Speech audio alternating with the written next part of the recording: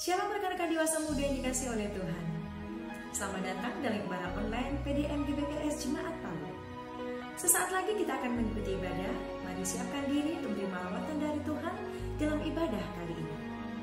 Namun sebelumnya, perlu saya sampaikan panduan mengikuti ibadah secara online.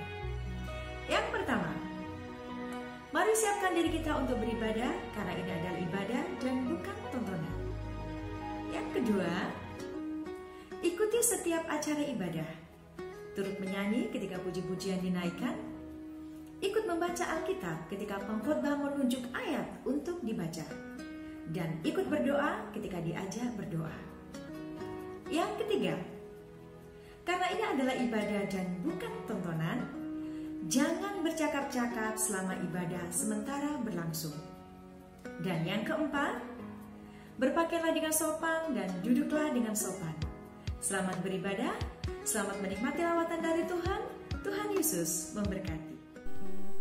Kami mengucap syukur Tuhan buat segala kasih, kebaikan, dan penyertaan Tuhan yang tidak pernah berhenti dalam kehidupan kami. Sungguh suatu sukacita Tuhan yang luar biasa jika pada malam hari ini Tuhan kembali Engkau mempertemukan kami lewat ibadah online persekutuan dewasa muda. Biar Tuhan segala sesuatu yang akan kami dengarkan malam hari ini, semuanya itu boleh mendatangkan kebaikan bagi hidup kami Tuhan, boleh menjadi berkat bagi kehidupan kami. Terima kasih Bapa, terima kasih Tuhan. Kami menyerahkan akan jalannya acara persekutuan dewasa muda malam hari ini ke dalam tangan Tuhan. Hanya dalam nama Tuhan Yesus Kristus kami berdoa dan mengucap syukur. Haleluya. Amin.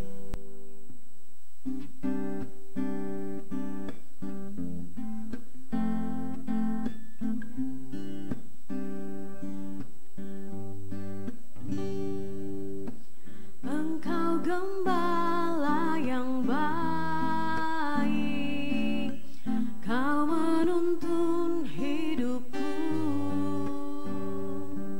dan bawaku ke air tenang, menyegarkan jiwaku. Sekalipun ku berjalan dalam lembah kekelaman, tak akan gentar ku melangkah, sebab Engkau besertaku.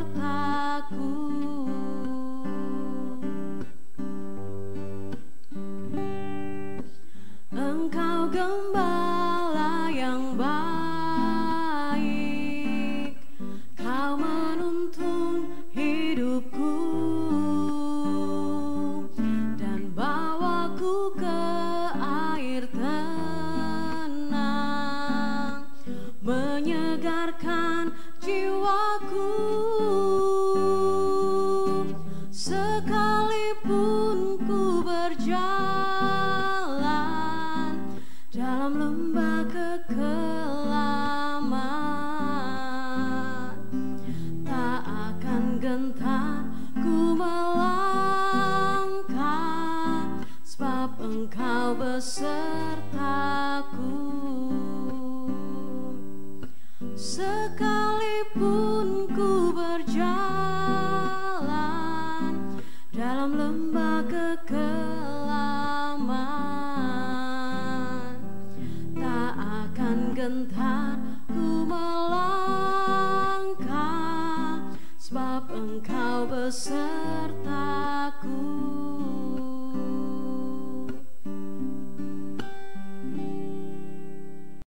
Shalom rekan-rekan dewasa muda. Kali ini kita ketemu lagi ya. Puji Tuhan kita semua sehat dan kita masih bisa beribadah bersama walaupun hanya lewat ibadah online seperti malam ini. Nah, kali ini ibadah kita agak sedikit berbeda ya. Kalau biasanya tuh seperti ada bentuk khotbah dan renungan, tapi kali malam ini kita akan ada sharing dan tanya jawab mengatasi dan mengelola stres. Malam ini kita sudah mengundang seorang dokter cantik, awalnya juga dia dari kota Kelor ini. Nah, jadi mungkin ada beberapa rekan-rekan yang sudah kenal, tapi ada juga mungkin beberapa rekan-rekan yang mungkin belum kenal sama dokter cantik ini. Nah, seperti ada pepatah mengatakan, tak kenal maka tak sayang. Oleh sebab itu, saya mempersilahkan aja langsung dokter cantik ini untuk bisa memperkenalkan diri. Halo semuanya, perkenalkan saya Lydia Herianto. Saya bekerja sebagai psikiater di daerah BSD Tangerang. Dan sejak kecil saya bergereja di GPPS Jemaat Palu. Dan sampai SMA, kemudian saya pindah ke Jakarta. Saya merasa sangat diberkati dan menjadi fondasi dalam hidup saya selama sekolah minggu dan mendapatkan firman Tuhan dari gereja di sana. Selamat malam Dr. Lydia Herianto. Terima kasih telah bersedia hadir dalam ibadah Persekutuan Dewasa Muda pada malam ini. Baiklah, sebelum kita lanjut berbincang-bincang dengan Dr. Lydia, saya ingin sampaikan bahwa jika ada rekan-rekan Dewasa Muda pada malam ini yang ingin bertanya dengan Dr. Lydia, boleh bisa langsung WA ke nomor di bawah ini yang telah kami sediakan, yaitu 0811 45 03 396. Baiklah Dr. Lydia, sebelum beberapa rekan-rekan saya bertanya, saya juga ingin bertanya dok. Kita ketahui bahwa sudah 3 bulan lebih kita mengalami dampak dari virus corona ini yang melanda seluruh dunia. Kita tahu bahwa banyak perubahan total yang terjadi dalam kehidupan kita, di mana kita harus terbiasa untuk memakai masker, bercuci tangan, dan juga kita setiap keluar kita harus mandi, ganti baju. Belum lagi banyak orang yang di PHK, belum lagi orang-orang yang harus stay di rumah. Ibu-ibu harus belajar untuk bisa mengajar anak-anaknya. Dampak-dampak ini sangat besar ya pengaruhnya dalam kehidupan kita. Sehingga kalau kita lihat banyak sekali orang yang stres, banyak sekali orang yang ketakutan, banyak sekali orang yang khawatir, banyak sekali orang yang mengalami kecemasan yang berlebihan. Ini kan tidak baik untuk kita ya dok ya. Yang ingin saya mau tanyakan dok, apa sih itu stres dok? Dan penyebabnya itu apa? Itu. Dan juga gejala-gejala orang stres itu seperti apa, dan siapa saja yang bisa mengalami stres itu. Dan satu lagi bahwa apakah stres itu bisa kita atasi dan kita kelola dok? Mohon kiranya penjelasannya dok. Oke, baik Kak Mimbo, terima kasih untuk pertanyaannya. Tapi sebelum saya menjawab, saya mau bertanya justru kepada teman-teman semua. Ada nggak di sini yang tidak pernah merasakan stres dalam hidupnya? Sepertinya nggak pernah ya. Kita pasti merasakan stres nih, apalagi dalam situasi yang tidak menentu seperti saat ini. Nah, kalau kita lihat dari definisinya sendiri, stres itu adalah tekanan dalam kehidupan sehari-hari saat kita menghadapi situasi yang tidak menyenangkan. Mungkin saat ini tuh terasa tidak menyenangkan. Dan apakah itu membuat kita stres? Tidak semua stres itu berdampak buruk bagi kita. Ada stres yang justru berdampak positif, namanya eustress. Eustress ini stres normal yang kita rasakan setiap hari, justru itu membangun kekuatan. Pada saat tidak ada eustress, hidup kita akan jenuh, monoton, tidak ada perubahan, tidak ada motivasi untuk menjalani kehidupan. Contoh eustress misalnya, seseorang atlet yang mau mempersiapkan diri untuk olimpiade. Nah, dia merasa ini tekanan yang mendorong dia, memotivasi dia untuk latihan. Dia mengubah pola hidup, tidurnya jam 9 malam, bangun lebih pagi, dia diet. Nah, semua dia lakukan karena ada tekanan untuk dia mau menang dalam lomba olimpiade. Misalnya juga pada saat kita mau ujian, pada saat kita tidak merasa stres, kita akan lebih malas-malasan dan tidak mempersiapkan diri. Nah, stres ini yang membuat kita termotivasi untuk mempersiapkan jauh lebih baik lagi. Nah, stres yang kedua, distress. Distress ini yang menyebabkan kesehatan fisik dan mental kita. Tekanannya biasanya yang mendadak, tidak diprediksi, atau yang melampaui kekuatan kita. Penyebab dari stres sendiri itu berasal dari kehidupan kita sehari-hari. Ada faktor eksternal, ada faktor internal. Faktor eksternal, faktor dari luar. Faktor ini kita nggak bisa ubah ya. Contohnya misalnya, kita berada dalam lingkungan yang tidak menyenangkan, teman-teman yang selalu kasar gitu, atasan yang sangat dominan, ngasih kerjaan yang berlebihan, yang monoton kerjaannya gitu, atau misalnya ada konflik dalam rumah tangga, dalam ekonomi, dalam hubungan, dalam apapun juga yang berasal dari luar. Nah, sebenarnya yang paling penting itu adalah faktor internal dalam diri kita sendiri. Contohnya, yang membuat kita stres itu adalah orang-orang yang tidak bisa berkata tidak. Jadi dia sering menerima semua kerjaan yang dikasih, padahal dia tahu dia sudah mengalami stres. Dan ada juga yang tidak bisa membagi prioritas, mana yang penting, mana yang tidak penting, akhirnya semuanya dikerjakan, membuat dia stres sendiri. Atau memang kepribadian yang pencemas, orang yang perfeksionis, yang sulit mendelegasikan pekerjaannya, jadi akhirnya dia jadi stres sendiri karena dia tidak bisa membagi pekerjaan ke orang lain. Nah, salah satunya juga adalah pola hidup yang tidak sehat, kebiasaan buruk, tidur yang malam, makanan yang tidak sehat juga membuat orang jadi lebih mudah stres, karena kan banyak makanan yang membuat tubuh jadi lemah, jadi tidak punya semangat, itu juga mempengaruhi. Stres itu tidak bisa dihilangkan, tapi bisa dikelola dan diatasi. Caranya yang pertama adalah awareness, menyadari dulu, apa sih yang terjadi, kok saya jadi berubah, ada yang berubah nih dari cara berpikir saya, kesehatan saya mulai merasa tidak nyaman dengan tubuh saya sendiri gitu ya. Jadi mudah capek, mudah lelah, mudah emosi. Kemudian kita cek, apa kita udah balance belum sih hidup kita, dari cara mengatur waktu, pola hidup, pola tidur, pekerjaan, apakah sudah terlalu berat buat kita. Kemudian kita mulai kontrol lah cemas tersebut. Terima kasih penjelasannya Dr. Lydia. Rupanya ada juga ya stres yang berdampak positif buat kita. Baru tahu tuh. Sering sih saya mengalami tekanan yang bisa termotivasi saya untuk bisa melakukan hal-hal yang lebih baik ya. Tapi nggak pernah tahu kalau itu masuk dalam kategori stres. Oke, selanjutnya kita sudah ada nih dok yang ingin bertanya, yaitu saudara Ferdi dari Manado. Kami silakan saudara Ferdi. Shalom, selamat malam.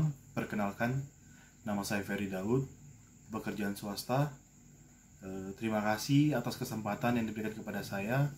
Dan yang ingin saya tanyakan kepada Dr. Lydia, apakah setiap orang memiliki reaksi yang berbeda-beda terhadap stres? Apa penyebabnya, dok? Terima kasih. Shalom juga, terima kasih buat Ferdi atas pertanyaannya. Stres itu bisa terjadi pada semua orang. Dan semua orang ini memiliki reaksi yang berbeda-beda. Nanti saya akan jelaskan penyebab-penyebabnya, mengapa orang-orang mengalami reaksi yang berbeda-beda terhadap cemas. Nah, gejala stres itu sendiri ada 3 fase. Fase pertama, fase alarm, di mana seseorang sudah merasa nih, perasaan yang tidak nyaman dalam kondisi seperti ini. Mestinya di fase ini kita sudah mulai ngeh ya, oh kayaknya ada sesuatu yang membuat kita stres. Tapi pada saat kita mulai merasa tegang, merasa emosinya tidak stabil, susah konsentrasi, kok otot-otot mulai tegang, nah itu sudah fase resistensi, di mana tubuh kita berusaha mengatasi sendiri. Nah, kalau misalnya tidak teratasi, kita akan masuk ke fase yang ketiga, di mana fase ini yang sudah menyebabkan orang mengalami gangguan secara fisik dan mentalnya. Ada 3 faktor yang mendasari kenapa setiap orang itu memiliki reaksi yang berbeda terhadap stres. Yang pertama, karena seberapa besar stres yang dialami, seberapa banyak stres yang dialami. Dan yang kedua, seberapa kuat kemampuan mentalnya dia atau keterampilan hidup yang dia miliki untuk mengatasi stres tersebut. Dan yang ketiga adalah dukungan sosial, dukungan orang sekitar, teman-teman, keluarga untuk membantu dia keluar dari stresnya. Baik, terima kasih atas jawabannya, dok. Saya sangat puas dan jelas. Wow, sharing kita semakin seru ya malam ini. Banyak hal yang kita bisa tahu ya, bagaimana cara mengatasi dan mengelola stres rupanya. Oke, sebelum kita lanjut pembicaraan kita atau sharing kita dengan Dr. Lydia, mari kita sama-sama memuji Tuhan.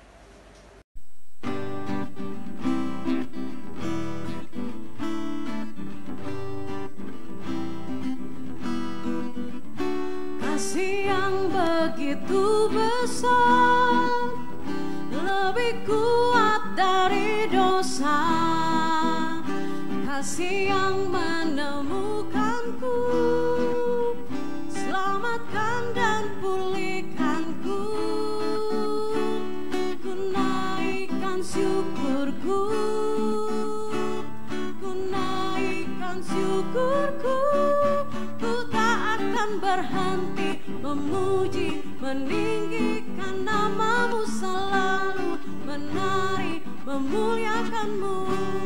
Dibebaskan, dibangkitkan, hidup yang kau beri, dan kini hanya untukmu.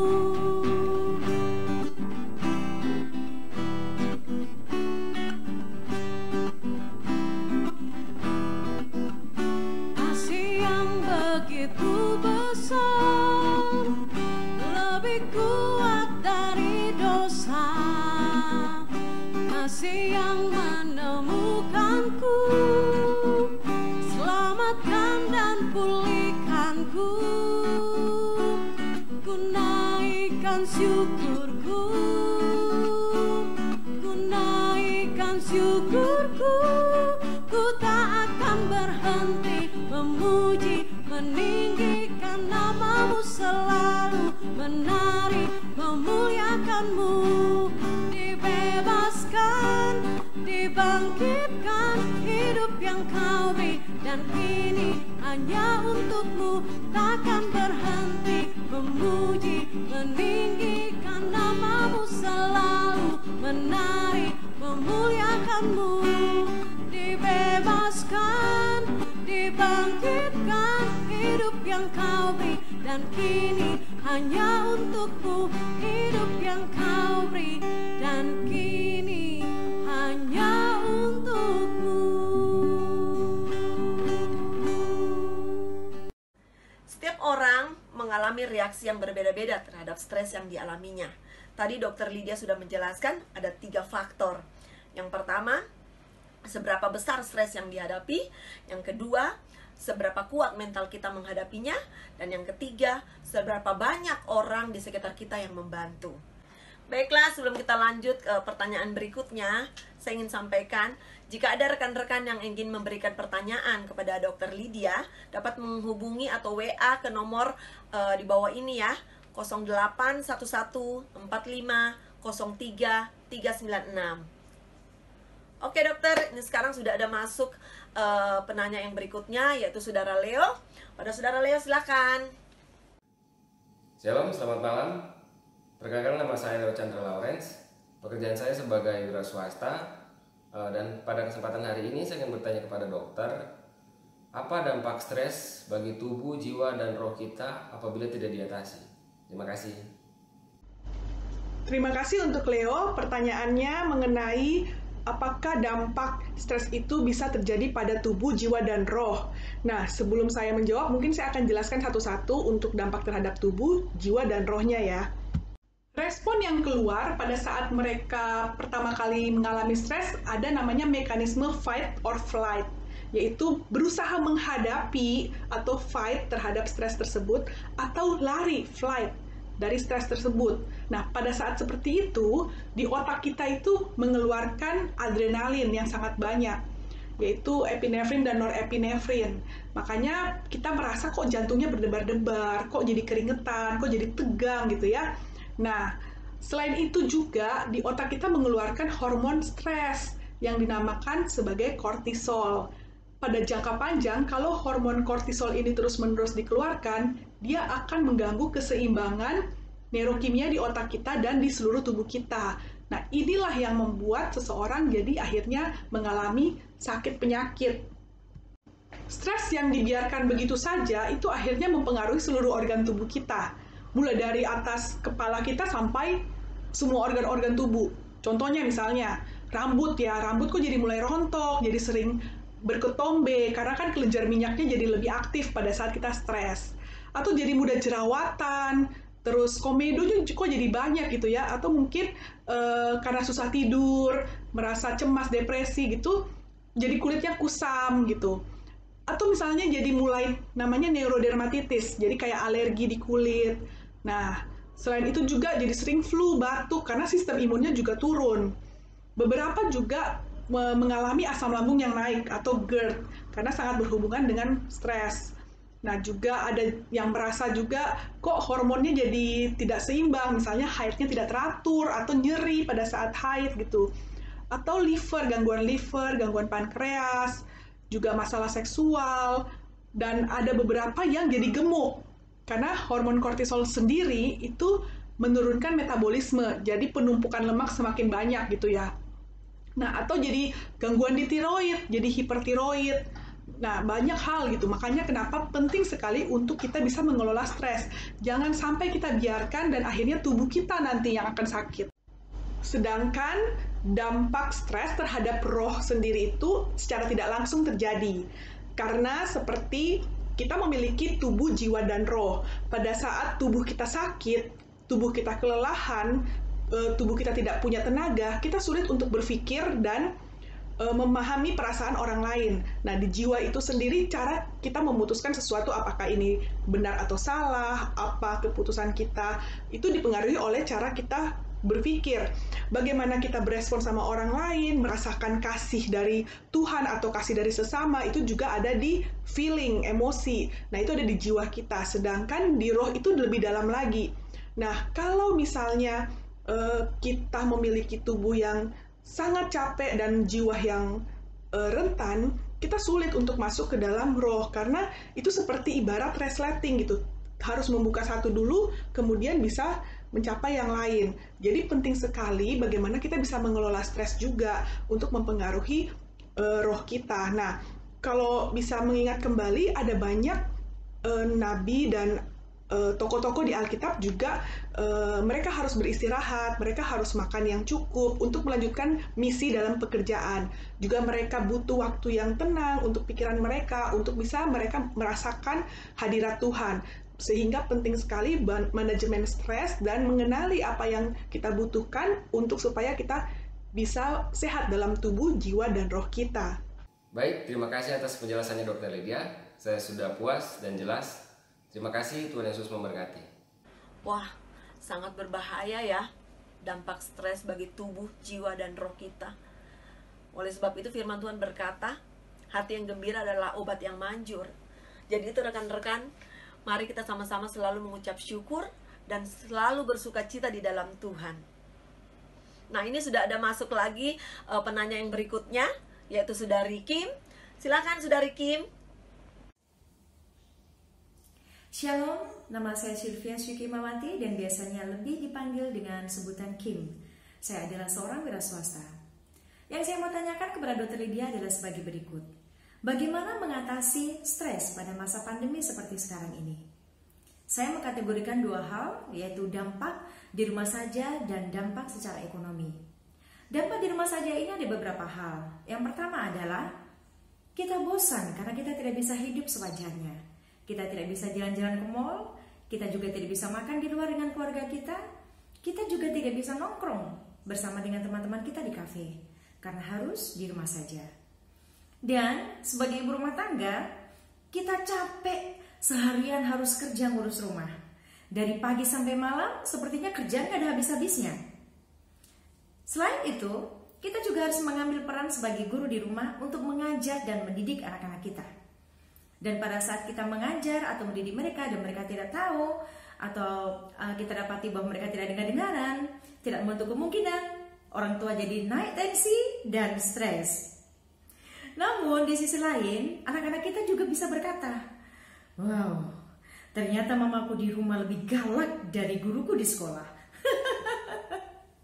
Ya, dan dampak selanjutnya di rumah saja adalah bahwa program keluarga berencana bobol. Karena memang hanya di rumah saja. Dan yang selanjutnya, dampak secara ekonomi yang saya dapati adalah bahwa banyak karyawan yang dirumahkan. Pada saat dirumahkan, otomatis kita tidak mendapatkan penghasilan. Toh pun kalau ada penghasilan, banyak yang sudah berkurang atau tidak full. Karena mungkin kebijakan dari perusahaan mengingat situasi dan kondisi seperti saat ini, atau juga karena memang jam kerjanya yang sudah berkurang sehingga pendapatannya pun juga berkurang. Tapi ada juga yang bekerja tetapi di bawah tekanan karena banyaknya peraturan yang harus diikuti selama masa bekerja. Baik dokter, itu yang saya tanyakan. Jadi bagaimana mengatasi stres selama masa pandemi? Saya butuh tanggapan dari dokter. Terima kasih. Oke, terima kasih buat Kak Kim. Pertanyaannya cukup banyak ya. Dan memang tanpa disadari PSBB ini juga sangat mempengaruhi berbagai area kehidupan, dari hubungan, keluarga, sampai ekonomi. Saya akan berusaha menjawab satu persatu ya. Ya, ini juga salah satu dampak PSBB, ternyata ada 400.000 kehamilan setelah dilaksanakan PSBB. Sebenarnya kalau kita bisa diskusikan secara psikologis, mungkin karena ini nih, cara orang mengcoping. Pada saat kita mengalami stres atau masalah atau tekanan, kita akan berusaha mencari sesuatu yang menyenangkan atau nikmat kita lakukan untuk mengalihkan rasa stres tadi. Nah, salah satunya adalah aktivitas seksual. Ditambah lagi, mereka mungkin takut untuk ke bidan, untuk KB atau kontrasepsi karena takut terjangkit corona. Akibatnya terjadilah kehamilan. Sebenarnya hamil sendiri tidak masalah, cuma yang paling ditakutkan adalah apakah kehamilan ini tidak disengaja, tidak direncanakan, dan tidak dikehendaki.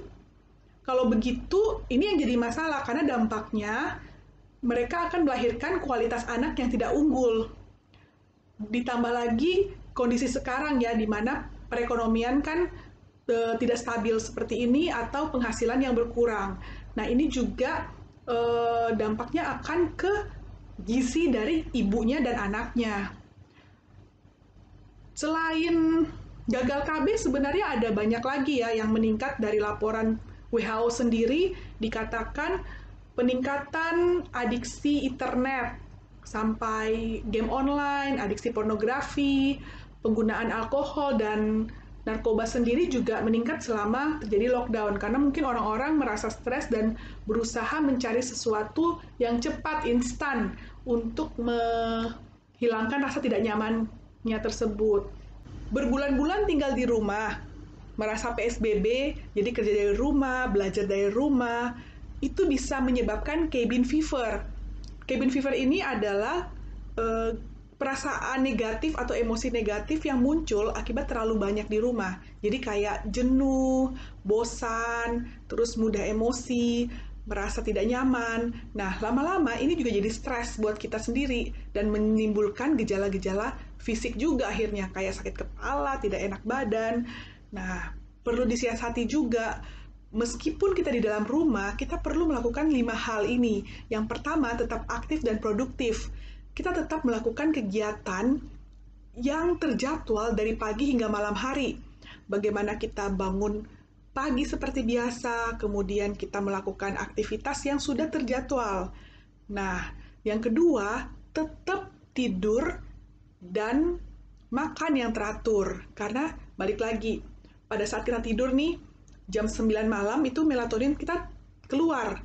Jam 3 pagi, melatonin mulai menurun. Nah, sebenarnya di jam segitulah di saat regenerasi sel kita terbentuk. Di saat itulah kita harus tidur dengan nyenyak. Kemudian kita makan yang teratur, pola makan yang sehat, pola makan yang berkualitas, itu membuat tubuh kita jadi segar. Jadi kita bisa semangat juga melakukan kegiatan. Terus yang ketiga, tetap berolahraga dan kena sinar matahari. Jadi matahari pagi mengandung vitamin D3, membuat kita semangat gitu ya, menaikkan serotonin juga. Nah, jadi penting meskipun di dalam rumah kita tetap harus keluar, hirup udara segar, kemudian kita bergerak. Dan yang keempat adalah tetap terhubung sama orang-orang sekitar. Jadi jangan sampai kita di rumah, kita merasa kesepian dan sendiri.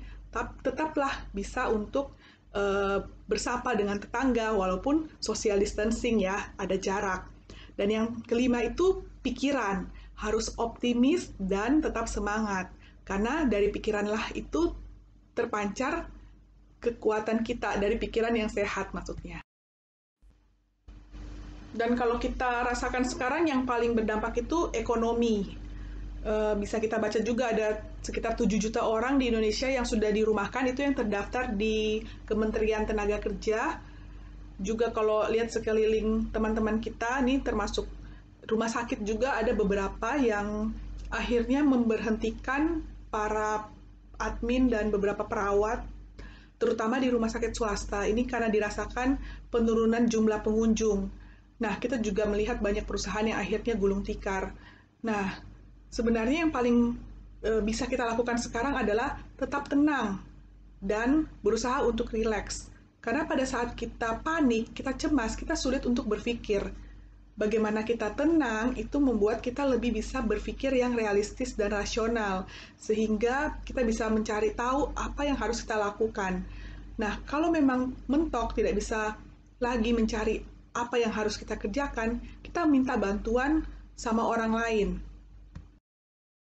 Untuk dampak ekonomi sendiri, saya teringat kisah seorang janda miskin yang di Alkitab, yang suaminya sudah meninggal, kemudian kedua anaknya itu mau dijadikan budak karena penagih hutang sudah datang terus ke rumahnya. Kemudian dia minta tolong kepada Elisa, bagaimana caranya? Ini dia sudah nggak kuat lagi nih. Nah, Elisa cuma bertanya gini, apa yang ada padamu? Jadi, yang perlu kita lihat sekarang adalah apa yang ada pada kita yang bisa kita kembangkan gitu untuk di saat-saat ini. Jadi jangan fokus dengan apa yang hilang. Misalnya, banyak kerugian yang sudah terjadi. Kita coba lepaskan itu, tapi kita mulai fokus keahlian apa yang kita punya, kemampuan apa yang ada pada diri kita. Nah, kemudian Elisa bilang pada saat janda miskin itu berkata, oh ada buli-buli berisi minyak.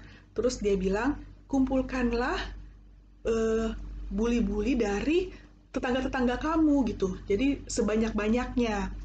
Nah, di sini kita belajar bahwa pada saat kita tidak punya kapasitas yang besar, kita bisa meminjam dari orang lain. Jadi berkolaborasi sama orang-orang sekitar. Tapi kalau kita tetap tertutup, kita tidak terbuka akan kekurangan kita, bagaimana orang tahu dan bisa membantu kita? Nah, pentingnya juga kita tetap terhubung dengan orang-orang dan kasih tahu sebenarnya kondisi ekonomi kita ini sekarang seperti apa dan apa kebutuhan kita. Dan kemudian Elisa bilang ke janda ini, kemudian kamu tutup pintu dan tuangkan sampai penuh minyak tersebut dan kemudian berhenti. Nah, jadi kalau di sini kita lihat bahwa kita juga perlu berdoa di dalam rumah, tutup pintu dan minta kuasa Tuhan yang mengalir, memberikan kita hikmat, apa yang harus kita lakukan, kemudian Tuhan akan kasih berkat itu sesuai dengan kapasitas kita. Jadi mungkin kalau sekarang daripada kita mengeluh, mending kita memperbesar kapasitas kita dan menyediakan buli-buli itu untuk menjadi berkat bagi Tuhan gitu. Sebenarnya, pada saat seseorang mengalami stres atau tekanan yang berat, ada 3 kemampuan yang akan keluar dalam dirinya. Yang pertama, kemampuan coping. Nah, coping ini sendiri adalah cara seseorang untuk menghilangkan rasa tidak nyamannya. Jadi dia bisa mencari bagaimana cara untuk mendapatkan sesuatu yang lebih tenang gitu. Nah, coping ini ada yang salah. Contohnya, pada saat kita stres terus kita makan yang banyak gitu untuk menghilangkan stres, atau pada saat orang merasa frustrasi terus dia mulai mengkonsumsi alkohol yang banyak untuk coping terhadap stresnya, itu coping yang salah. Nah, kita belajar untuk mencari coping yang benar. Jadi, respon apa sih yang tepat untuk mengatasi stres ini? Nah, caranya misalnya dengan menulis atau dengan mencari kreativitas baru gitu untuk keluar dari masalah ini gitu. Itu coping. Nah, kedua, kemampuan adaptasi. Pada saat stres, manusia itu dibekali kemampuan adaptasi yang cukup besar dalam menyesuaikan diri terhadap lingkungan yang tidak menyenangkan. Karena kita tidak bisa mengubah kondisi luar, tapi kita bisa mengubah diri kita sendiri. Kemampuan adaptasi ini dengan cara mengubah persepsi kita yang salah atau persepsi kita yang negatif terhadap suatu masalah. Kita ubah menjadi cara pandangnya Tuhan, bagaimana Tuhan melihat masalah itu untuk membentuk kita. Dan yang ketiga, kemampuan resiliensi. Resiliensi ini adalah kemampuan kita bertahan meskipun di dalam tekanan yang sangat berat sekalipun. Nah, kita mungkin saat ini tidak punya tenaga untuk menanggung, tapi kita bisa minta kekuatan dari Roh Kudus untuk membantu kita. Dan terbukti juga banyak hal krisis yang sudah kita alami atau orang tua kita alami dan mereka bisa melewatinya dengan baik. Itu karena ada kemampuan 3 tadi, kemampuan coping, kemampuan adaptasi, dan kemampuan resiliensi. Baik Dokter Lydia, terima kasih buat semua jawaban dan tanggapan dari dokter atas semua pertanyaan dari saya. Saya sudah memahaminya. Terima kasih, Tuhan Yesus memberkati. Dari penjelasan Dokter Lydia sudah sangat jelas ya. Dan akhirnya kita tahu bagaimana cara mengatasi dan mengelola stres atau tekanan yang kita alami. Rupanya dalam diri kita masing-masing, Tuhan sudah memberikan kepada kita kemampuan untuk bisa mengatasi setiap tekanan atau stres yang kita alami. Nah, sebelum kita tutup nih dok, saya ingin menanyakan satu hal lagi. Untuk saat ini kan kita nggak pernah tahu nih dok, untuk kondisi sekarang ini. Kapan ini berakhir? Rona ini kapan bisa meninggalkan dunia ini? Kita nggak pernah tahu nih dok. Tapi kita udah dengar bahwa pemerintah kita sudah menginformasikan bahwa kedepannya kita hidup atau masuk dalam new normal. Nah, sekarang yang ingin saya mau tanyakan dok, bagaimana kita mempersiapkan diri untuk menghadapi new normal ini? Mohon penjelasannya dok. Saya ingin mengajak untuk kita semua coba merefleksikan atau bertanya ke diri sendiri, akan jadi seperti apa kita setelah ini, setelah PSBB yang sangat lama, setelah kita menghadapi pandemi corona ini, dan krisis-krisis yang ada. Apakah kita akan jadi begini-begini saja, tidak ada perubahan, atau malah menurun kualitasnya, atau sebaliknya, kita justru jadi bertransformasi lebih baik, jadi orang yang bisa mengeluarkan potensi di dalam diri. Balik lagi, krisis itu ada 2, ada tantangan dan ada peluang. Nah, kita tinggal memilih apakah krisis itu menghancurkan mental kita atau justru itu menantang kita untuk menjadi jauh lebih berkembang gitu. Nah, pada akhirnya kita juga akan menghadapi new normal, di mana kita akan menghadapi budaya yang baru, bekerja dengan cara yang baru. Mungkin akan banyak pekerjaan atau area profesional yang tidak sama lagi seperti sebelumnya, di mana kalau kita perhatikan ya, orang-orang yang tadinya berjualan secara langsung sekarang mulai pindah ke jualan online. Orang-orang yang membuka klinik, melakukan konsultasi sama kliennya langsung, sekarang berubah ke telemedicine dan konsultasi online. Banyak hal yang sudah kita berupaya untuk beradaptasi dan mencoba untuk menggali inovasi baru, berkreasi, dan itu semua kita hadapi bersama-sama. Dan pada akhirnya juga bukan karena kekuatan kita, tapi kita tetap berpegang sama Tuhan, kita minta Roh Kudus untuk bantu kita apapun yang terjadi ke depannya, ketidakpastian ini, tapi sama-sama kita berdoa dan percaya bahwa dalam segala musim kehidupan kita, Tuhan tidak pernah meninggalkan kita sendiri dan Tuhan selalu ada bersama-sama dengan kita.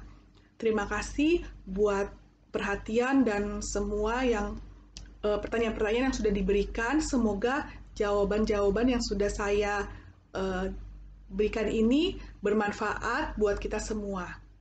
Terima kasih buat para pengurus GPPS Jemaat Palu yang sudah mengundang saya untuk bisa berbagi di malam hari ini.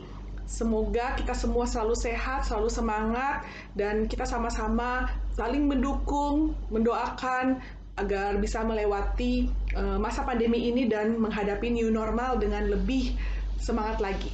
Tuhan Yesus memberkati semuanya. Baik, terima kasih untuk semua penjelasannya Dr. Lydia. Ini sangat memberkati kami untuk menghadapi kondisi ke depan. Puji Tuhan, kami senang boleh bergabung bersama dokter pada ibadah online Persekutuan Dewasa Muda pada malam ini. Tuhan Yesus memberkati ya dokter. Kata-kata bijak dari Bapak Gembala, masa menunggu adalah masa mendidik pribadi kita untuk meyakini akan janji Tuhan. Saat ini kita tidak punya kepastian. Kita menunggu kapan semua ini bisa berakhir. Kita tahu bahwa vaksin belum ditemukan. Setiap harinya orang yang sakit itu bertambah. Belum orang yang meninggal. Dan banyak orang yang di PHK dari kantor. Tapi kita sebagai orang percaya, kita tidak boleh stres, kita tidak boleh takut, kita tidak boleh khawatir, kita tidak boleh cemas. Karena janji Tuhan bahwa Dia selalu menyertai kita, dan Dia selalu ada dalam setiap musim hidup kita. Stres dapat kita atasi dan kelola dalam hidup kita.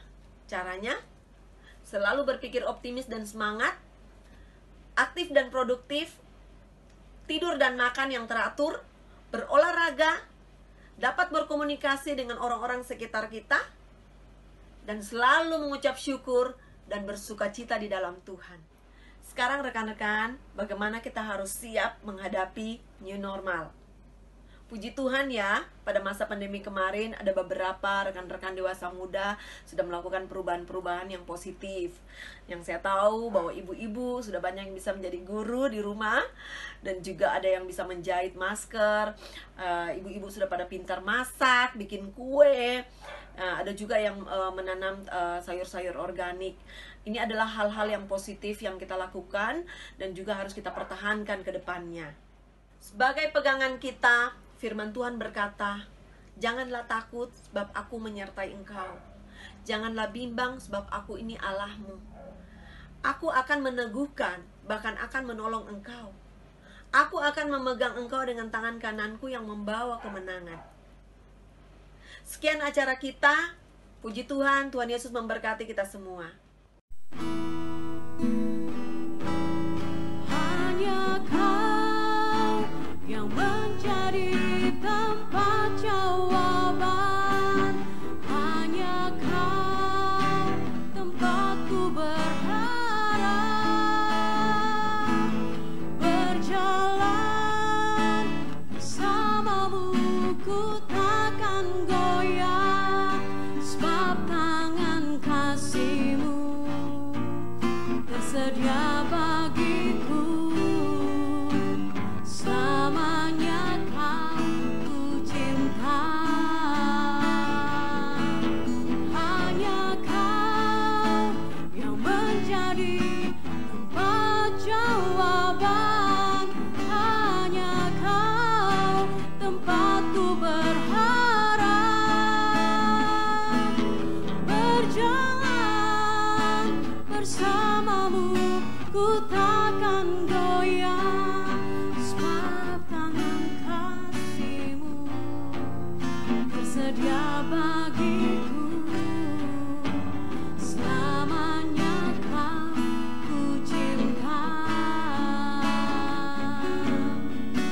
Selamanya Kau, selamanya Kau, selamanya Kau ku cinta. Puji Tuhan, terima kasih kepada Dr. Lydia Herianto, spesialis kedokteran jiwa, yang malam hari ini telah membagi berkat kepada kami Persekutuan Dewasa Muda GBPS Jemaat Palu melalui sesi tanya jawab malam hari ini. Kami semua merasa diberkati. Terima kasih buat pelayanannya. Tuhan terus memakai bagi hormat, kemuliaan, dan kebesaran nama Tuhan. Baik, rekan-rekan dewasa muda dimanapun saudara berada saat ini, kita akan akhiri ibadah kita dengan sesi tanya jawab pada saat malam hari ini. Kita akan berdoa. Mari kita berdoa. Segala puji syukur kami naikkan di hadapan-Mu Tuhan. Terima kasih buat kasih setia-Mu dalam kehidupan kami, dan terima kasih buat kesempatan yang Kau berikan kepada kami, sehingga malam hari ini Tuhan kami boleh bersama-sama beribadah, dan firman-Mu juga sesi tanya jawab malam hari ini boleh memberkati kami semua. Dan kami percaya Tuhan Allah Roh Kudus, Engkau akan terus mengurapi kami, menuntun kami, sehingga Tuhan tidak ada satupun kami yang mengalami stres. Tetapi Tuhan Kau terus limpahkan damai sejahtera-Mu, sukacita-Mu, sehingga dengan demikian hidup kami boleh terus berkemenangan bersama dengan Engkau. Dengan demikian Tuhan, dimanapun kami berada, situasi dan kondisi apapun, kami tetap limpah dengan damai sejahtera. Karena Engkau terus bersama dengan kami, dan damai sejahtera-Mu terus melimpah dalam kehidupan kami. Biarlah Tuhan apa yang telah kami pahami malam hari ini, kami juga boleh aplikasikan dalam kehidupan kami.